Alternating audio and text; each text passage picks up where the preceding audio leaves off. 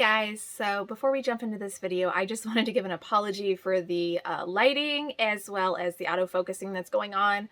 I broke the actual lens that goes to my vlogging camera. I've been trying to get by with just a replacement different type of lens that is much cheaper that I already had. It's not working. So I do need to replace that. I know that this is not the quality I like to give you guys. So you may see more videos just coming out of my phone camera for a while until I'm able to get that replaced. It's kind of an expensive lens that I prefer, but it does better with lighting, and it has the correct zoom, and it doesn't have the autofocus going in and out all the time. So hang with me on this one. I'm going to go ahead and post this video, but just know that quality is not what I would prefer for lighting or focusing, but content is still there, so I'm going to share with you guys, and yeah, let's get going. Hey everyone, welcome back to my channel. If you're new here, my name's Ashley, and here on my channel we talk all about embroidery, applique, Etsy, and running your own small business from home. Now you may know the channel name has changed, and we are doing some updates here, and I hope to be back with you guys a lot more. But I will save the life updates for another video. Let's jump into today's project. So today I'm going to be bringing you guys along and showing you step by step how I'm going to be making a shirt using a faux smocking design. I don't think I've showcased this before. It's not what I do often, but a faux smocked design is a design that's made fully on the embroidery machine, but it's made to resemble a true smock design. Now with true smocking, you have the fabric pleating, it takes a special machine, all the things I don't know about, but I do like using the faux smocked designs on the embroidery machine because it gives you kind of the same look and feel, although not exact, without all the other equipment. So if you already do embroidery, this is a great way to jump into that field. Like I said, it's not exact. You can definitely tell that there's a difference, but it's still super cute. So today I'm going to be doing two designs.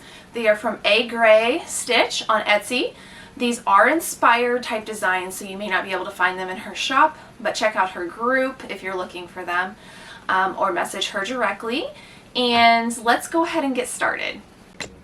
Okay, so I'm going to go ahead and pull up this design in my embroidery editing software. I prefer Sew Up Pro, so I can show exactly how this design will stitch out.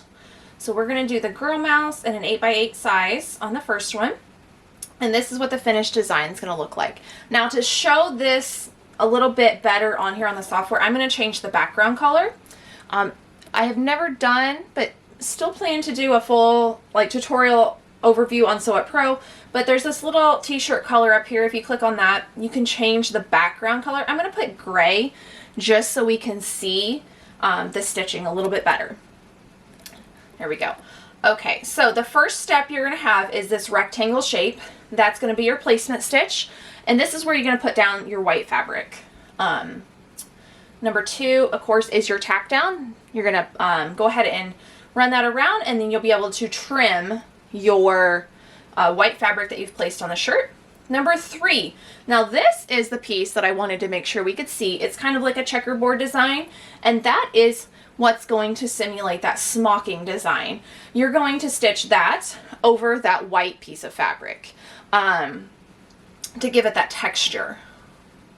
And then we do the outline, and then we go ahead and stitch on our design after that, various pieces of all that. So that's pretty much the overview. I do have a second design I'm going to run as well, but the basics are the same. I'll use a different design, and it's going to be a different inspired type design. Alright, so before I started, I went ahead and gathered the supplies I'm going to need for both items. The other princess inspired one I'm going to be doing on this light blue ARB blank shirt. It's an 18-month size, so I will be using my 7x7 fast frames. That's my personal preference for about an 18-month, 24-month, and smaller. I use fast frames. With fast frames, I use a piece of tearaway. I buy mine from All Stitch. I will tape that with masking tape on the back. And then for the actual cutaway type stabilizer for the shirt, I use a square of poly mesh. This is a it's an 8x8 size. This is 8 by 8 as well for a 7 by 7 frame. The other girl mouse design I'm going to be putting on this Blanks Boutique pink little ruffle dress. My daughter is going to love that. Pink is her favorite color, as is the girl mouse. For this, I'm going to be using my Mighty hoops. These are the 8 by 9 Mighty hoops. My personal preference when using Mighty hoops is again to use a piece of poly mesh on the inside of the garment. These are 10 by 10 squares that I buy at All Stitch.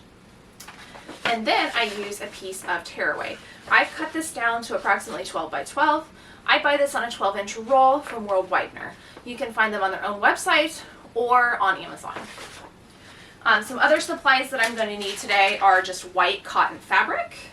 I'll cut off what I need here very soon. I went ahead and trimmed off a piece of Heat and Bond Light. You want to use the light version when doing applique. I buy that by the massive box. I don't even buy the bolt anymore. This is 75 yards. Check when you're buying. Sometimes it is cheaper to buy by the bolt. Sometimes it is cheaper per yard to buy the big box. It does come out to about $100 each time, but for me, when I don't use a lot of applique anymore, this lasts me like forever. Some other things I'm going to need are just a pair of regular scissors to cut my fabric, or a rotary blade, whichever you prefer, and then a pair of trimming scissors to trim that applique. I like these little Westcott titanium ones that I get on Amazon. I usually have them linked below. That's not everyone's preference. I have recently bought a little snips version to do a really intricate applique. I'm not going to need that for today, but I have them here as well. And then I'm also going to use just my iron to iron on my Heat and Bond Light to the back of my fabric. You could use an iron, Cricut Easy Press, a heat press, whatever you have available to adhere your Heat and Bond Light to your actual fabric, and then at the end to your garment.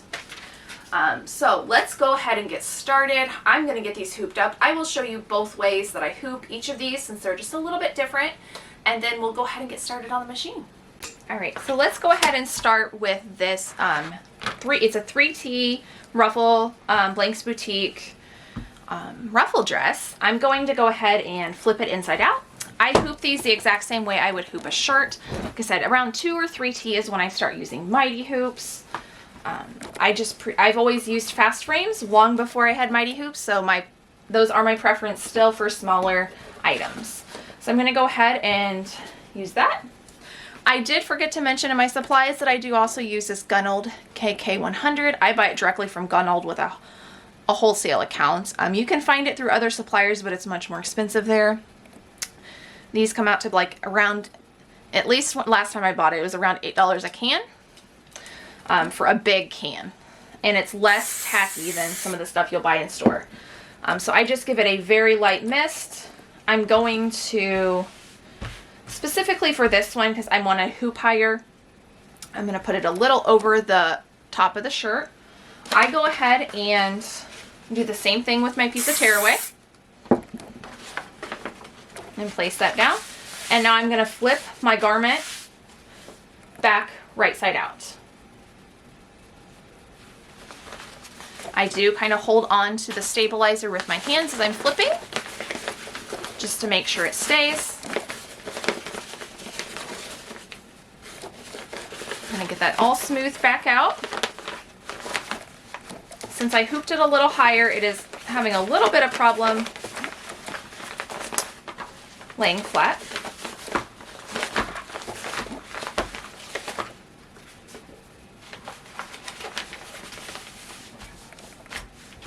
Okay.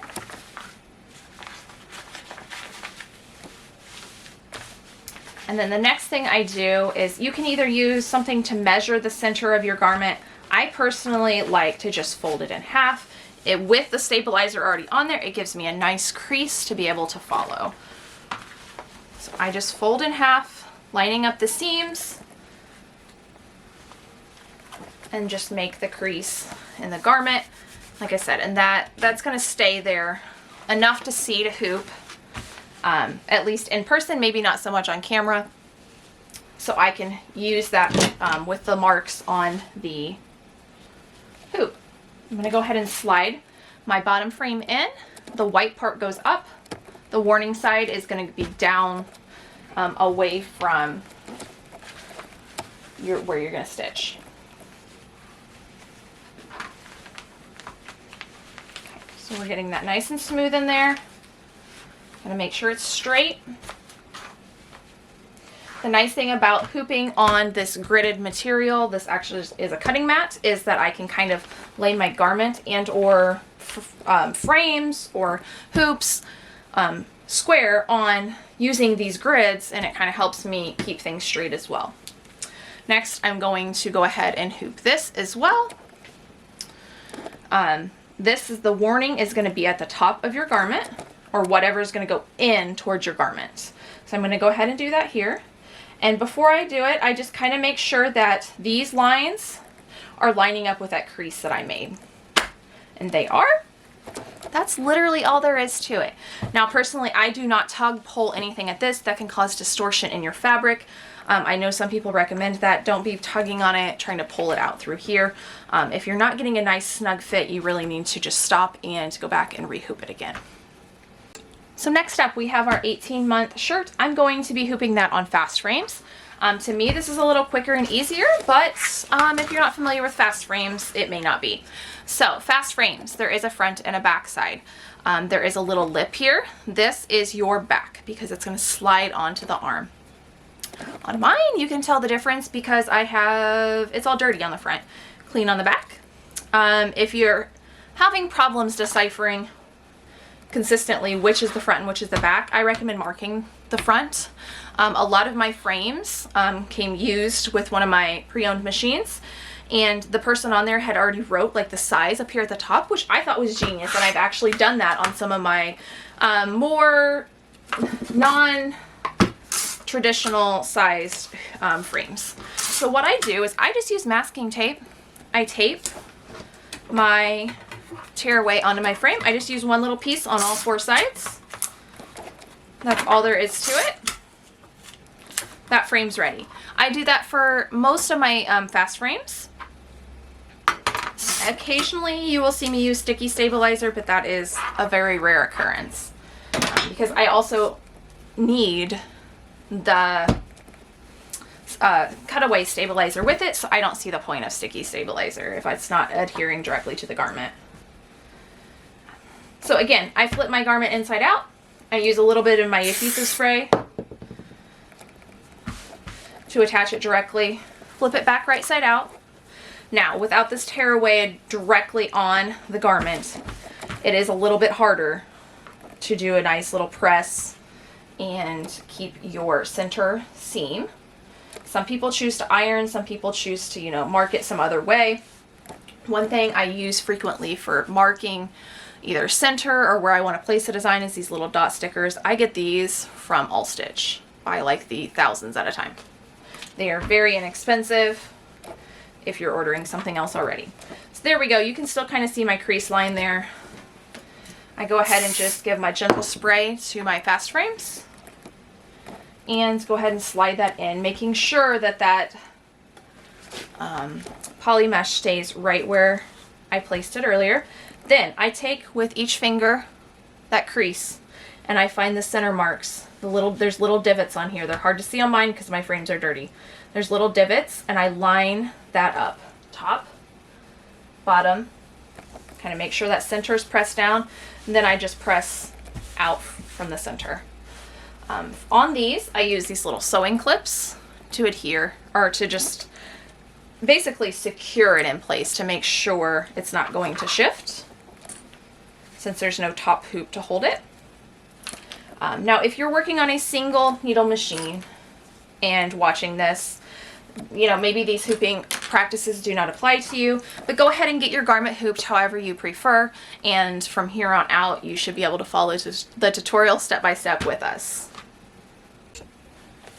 Alright, so here's my piece of fabric that has the Heat and Bond light on it. You can go ahead and pull off the backing. I did enough. It should be kind of like a shiny texture if you use that Heat and Bond light like what I use. I did a piece big enough that I'm probably going to have enough for both shirts, plus just some left over.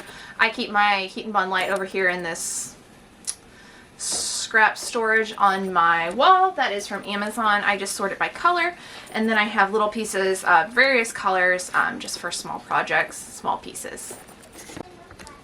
Okay, so I'm going to go ahead and pull up this design on the machine. I transfer all of my designs to my machine via the USB cable. I have it ran all the way around my room. That way I don't have to mess with inserting USB drives into my computer and moving them around to the machines. That in my old 6 needle right here doesn't even take one. So I have to use the cord for it. It's just more simple just to have everything running on the same basis. So I'm going to go ahead and pull my design up, click set. Now if you're doing a single needle machine or a different brand of machine, this part may not apply, but I'm going to go ahead and rotate my design, and then I go to colors. I set my colors here on this screen. I click the little piece of thread. The first one, and my machine recognizes most of the colors I set as long as I set them in So What Pro software. That's a big thing. If I set them in Brilliance, my machine doesn't register the right colors with the palette that automatically comes here on the Brother machines. So the first one is just going to be white. The next one is going to be white as well, but I do need to put the stop sign in because I need it to stop before this step. It is before the step that you're putting the stop sign on. You want it to stop there. That's to allow me to put that fabric down. And again, I'm going to need it to stop before the next step so I can trim that fabric. From here on out, it's basically just going to run through the colors. Benefit of a multi-needle machine. It's just going to be able to run through as long as I have the colors up here on my machine or switch them out. It's just going to run straight through those for me. I won't need to stop again, and I can move on to my next machine. So I'm going to go ahead and, I already picked the colors and set them on my software.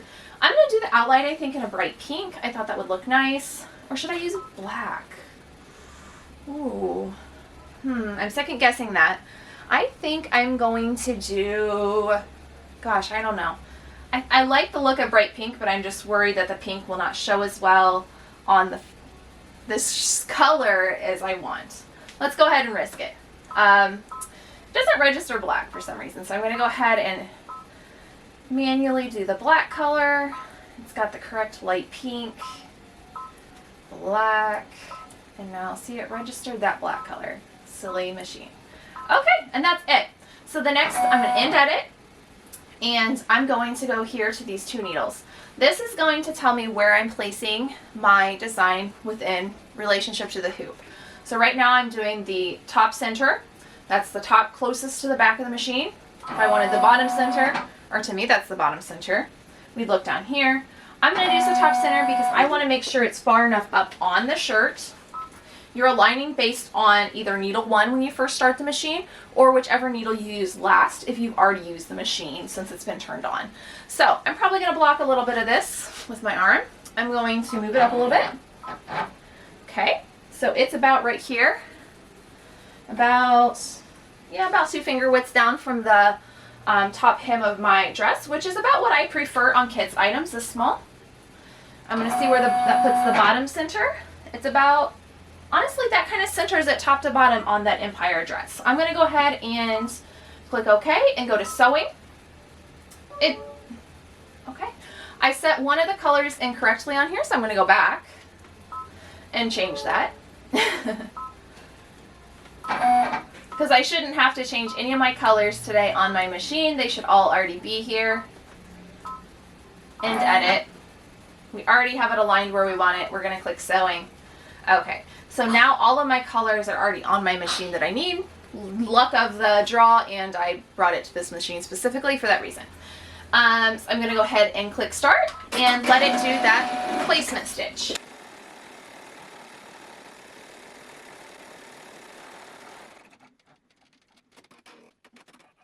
Okay, so here is our placement stitch on the dress. This is when it comes in. Very, very necessary to have that garment hoop straight because you've got a straight line and a straight line on this dress. So right here, this shows us where we need to lay our fabric down. I'm going to just set my white fabric down on here and go ahead and put that back on the machine. It's going to stitch just another outline around this again, and that'll give me my line to cut on.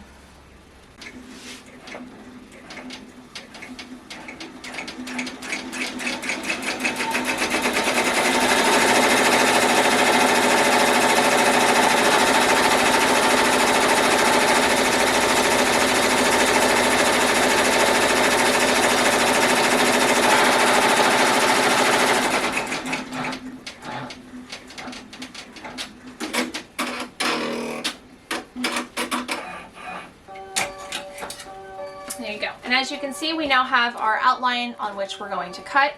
On these specifically, once I get this cut out, I am going to use the iron on this just so it's nice and flat. It's showing on camera that it's pretty wrinkled. It's really not in person. It's just kind of the shadowing on that, but I'm going to go ahead and cut that and then just adhere that down with an iron, and we'll be on to stitching out the rest of the garment.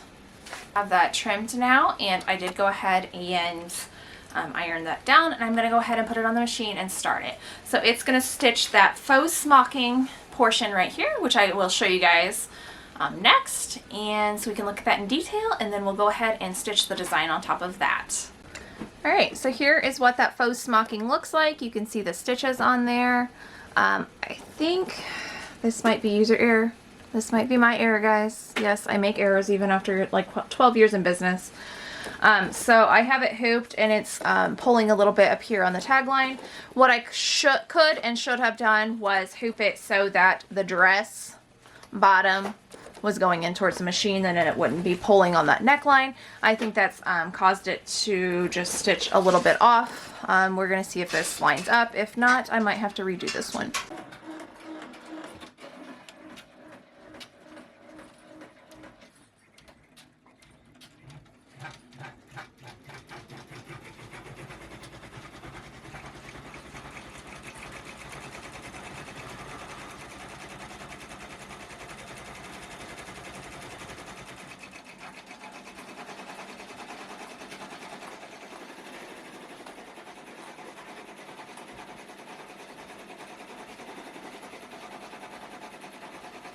Here's the finished product. Here is the princess one, inspired one. It came out absolutely perfect because I used fast frames and I did not stretch out the neckline.